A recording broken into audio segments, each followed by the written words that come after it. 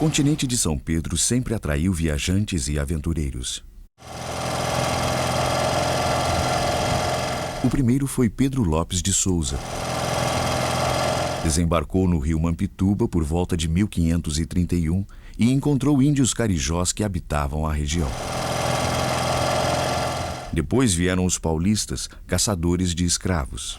Um dos mais ilustres viajantes foi o botânico francês Auguste Saint-Hilaire, que percorreu o continente entre 1820 e 1821 e registrou suas impressões no livro Viagem ao Rio Grande do Sul.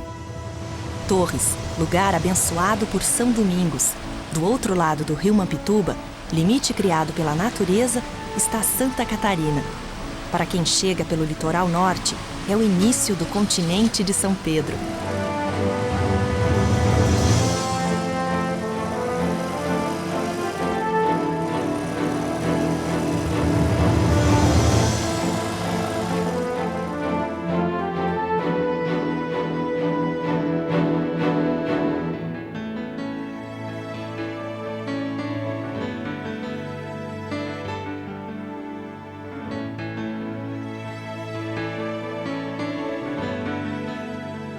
Aqui começa a viagem pelos limites do continente de São Pedro. Do alto deste morro, avisto as torres que dão nome à cidade. Há de ser uma grande viagem. Torres, 4 de maio de 1820. Sempre areia e mar. Enquanto nos dias anteriores só avistávamos uma praia esbranquiçada que se confundia com o céu na linha do horizonte, hoje ao menos deparamos com 2 montes denominados torres, porque realmente avançam mar adentro como 2 torres arredondadas. Quase ao pé do monte, estende-se paralelo ao mar um lago de águas tranquilas e cercadas de altas ciperáceas. Antes de ir para o litoral sul, uma passagem pela Lagoa do Violão. Descrita por Saint-Hilaire e pintada pelos artistas locais, diz a lenda que a lagoa tem esse nome por causa de um náufrago espanhol, um tocador de violão. Acolhido por uma tribo local, ele se apaixonou pela filha do cacique. Mas o estrangeiro foi sacrificado pelas leis indígenas. E a índia se agarrou ao violão e começou a chorar, chorou até morrer. E se afogou com as próprias lágrimas. E aí nasceu a Lagoa do Violão.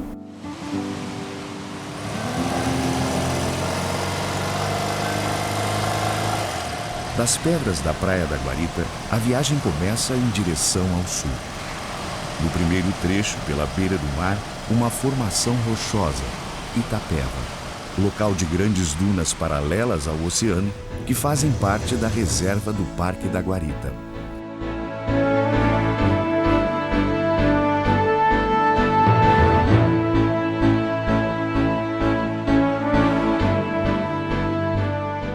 Está fazendo aos poucos algumas imagens desta unidade geomorfológica que vai desde o farol de Santa Marta até a Coronija no Uruguai.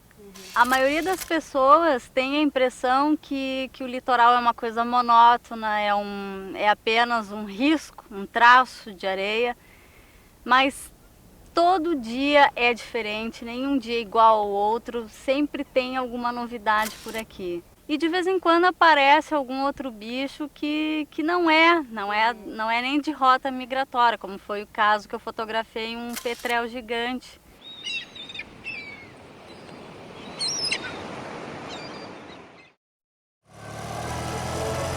A viagem continua até Tramandaí pela Estrada do Mar, passando por Capão da Canoa. São aproximadamente 100 quilômetros entre o Atlântico e as lagoas. Ao fundo, a serra está sempre presente. Oba! Bom dia, minha amiga. Bom Tudo dia. bom? Um abacaxi aí pra mim? Ah, tem um especial de primeira. Quer provar ele? Quero sim. Oba. Dá uma provadinha nele aí. Deixa eu ver. Vai pra onde? Tô indo pra Tramandaí. Depois de Capão da Canoa, o contorno da serra começa a desaparecer. O horizonte da planície costeira fica sem limites. Seguindo sempre em direção ao sul, a viagem volta à beira do mar. A próxima parada é Tramandaí. A foz do rio Tramandaí permite a ligação das lagoas com o mar. Durante a Guerra dos Farrapos, foi esse o local escolhido por Garibaldi ao partir para Santa Catarina, depois de arrastar 2 barcos pelas planícies úmidas do litoral. Uma das embarcações dos rebeldes naufragou na altura de Araranguá.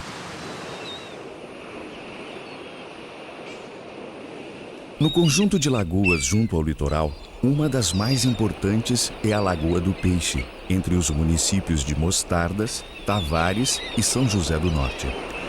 A Lagoa do Peixe é ponto de alimentação e repouso para as aves migratórias que passam pela região, vindas da Patagônia e também do Polo Norte. Esse lugar aqui é um lugar único. É tudo tão minúsculo. É tudo tão pequeno, mas é tão extraordinário que às vezes nem através da máquina fotográfica eu consigo captar o que no momento eu estou sentindo, o que eu estou vendo.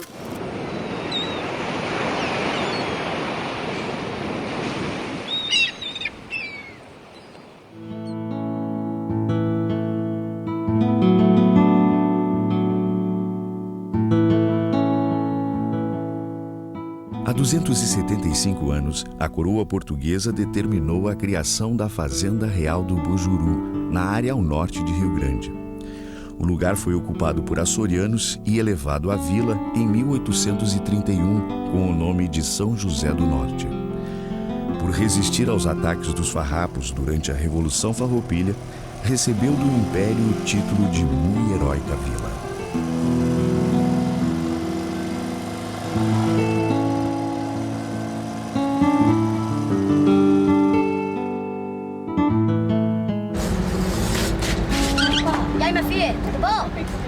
Aí, quer alguma coisa? Vamos dar uma volta de moto aí? Vamos pra lá, ó, pra lá. Ok. Opa! Sai da frente aí que eu vou agora sentar-lhe o pé. Vai, então bota o capacete pra ele. Alô.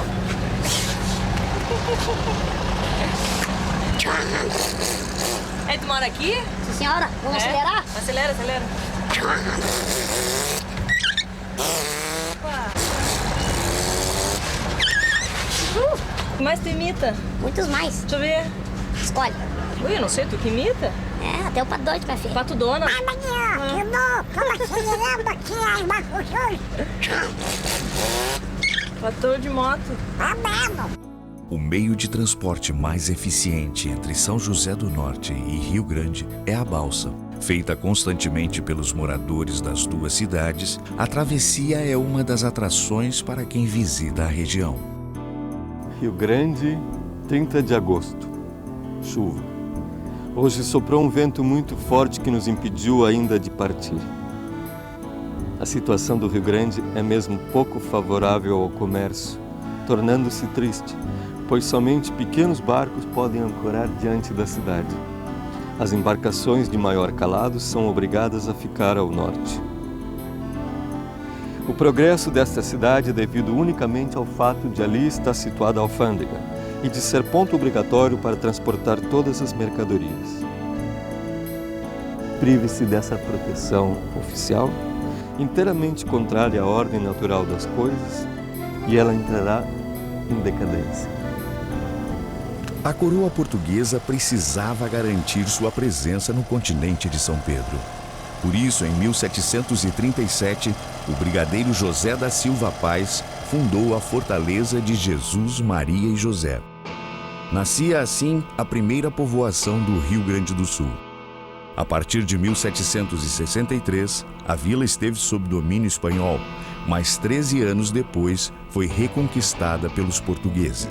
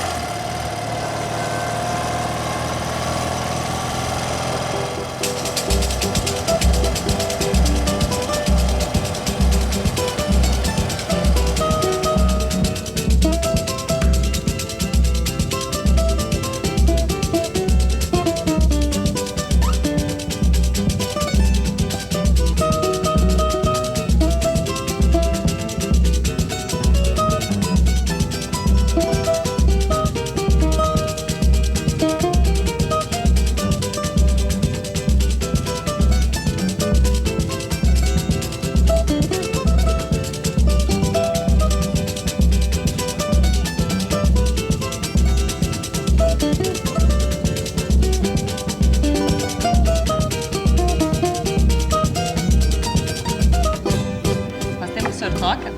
Faz, 40 anos. 40 anos? É tempo, né? Como é que o senhor aprendeu? Como é que foi isso de aprender cavaquinho, né? Que é legal mesmo. Isso aí, eu nasci no bairro Getúlio Vargas, um bairro da zona portuária aí. Mas meu pai, eu e meus irmãos somos estivadores, né? A vida inteira estivadores. Então a gente vivia sempre naquela zona do cais do porto ali, onde vinham os navios, vinha do rio. Na época, muitos navios Lloyd brasileiro, e os marinheiros marujos desciam para a terra já com instrumento, e dali saiu a vontade, né? Compreendendo. A costa do Rio Grande do Sul, de Torres ao Chuí, é uma das mais perigosas do litoral brasileiro. Correntes marítimas que vêm do norte formam um ponto de convergência com as correntes vindas da Patagônia e do Polo Sul. As águas conturbadas provocam naufrágios e também devolvem às praias tudo o que o mar rejeita.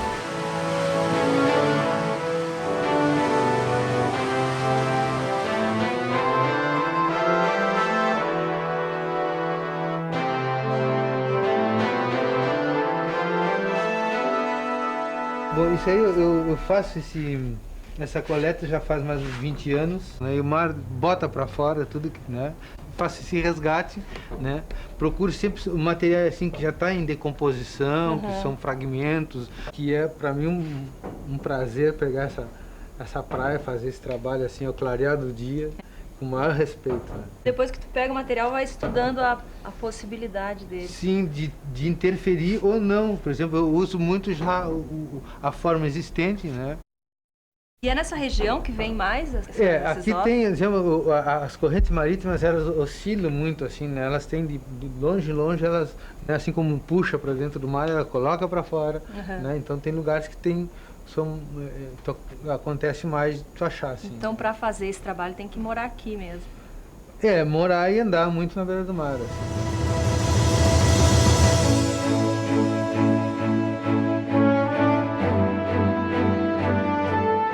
O Arroio Chuí é o ponto mais extremo ao sul do Brasil.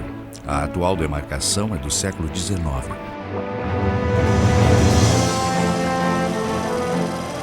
Antes disso, a linha de fronteira tinha sido alterada várias vezes.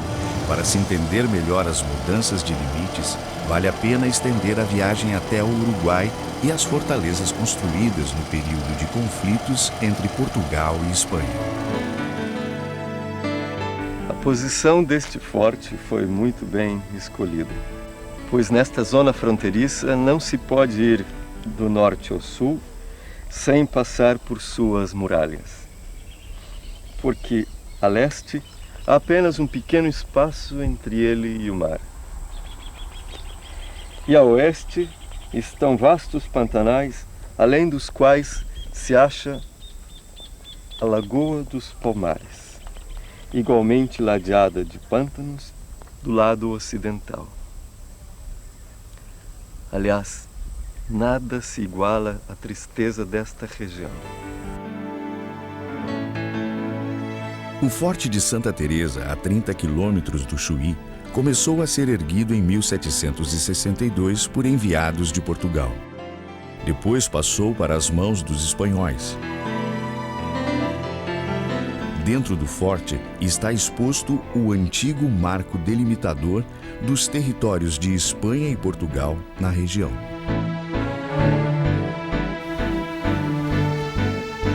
Marco delimitador do primeiro trecho da fronteira do leste, de acordo com o resolvido pelo Tratado Hispano-Lusitano de 1750, construído em mármore. Foram levantados 3 marcos em nosso território. O primeiro deles, que se conserva nessa fortaleza, é de 12 de outubro de 1752, na enseada de Castijos. Castijos em Cabo Polônio.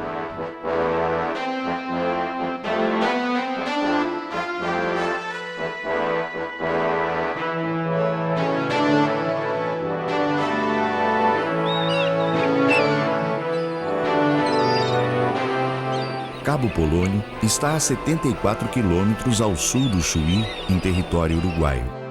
Pelo Tratado de Madrid, de 1750, as terras sob domínio espanhol terminavam nesse ponto. yo lo veía cuando venía con mis nietos y jugaban y tenía en el medio un hueco, un buraco, e bueno, isso aí se llenava de água.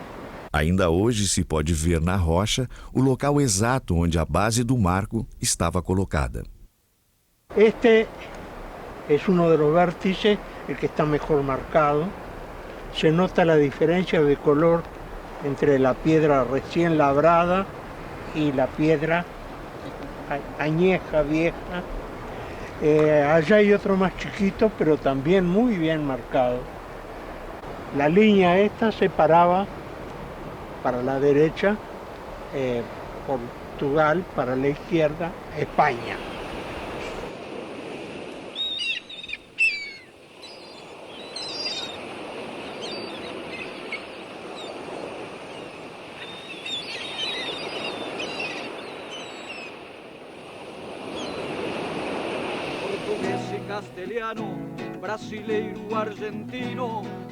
De volta ao Chuí, a viagem pelos limites do continente de São Pedro continua pela fronteira seca entre Brasil e Uruguai. Mas essa é outra história. Simplesmente latino.